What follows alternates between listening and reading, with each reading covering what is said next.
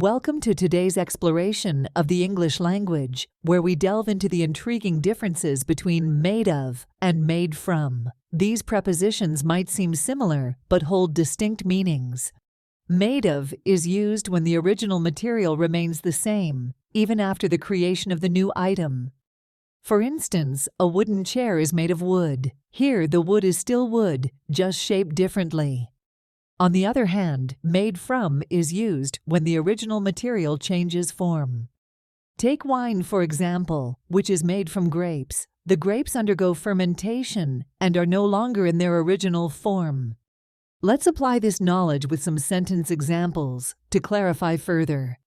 A sculpture made of clay suggests that the sculpture consists entirely of clay and retains its characteristics.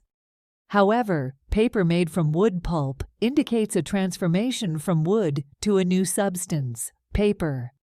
In daily conversation, accurately using made of and made from can make your English sound more fluent and precise. That wraps up our exploration for today. Keep practicing, and you'll find yourself using these phrases like a native speaker in no time. Thanks for watching. Remember to like, subscribe, and turn on notifications for more language tips and tricks. See you in the next video.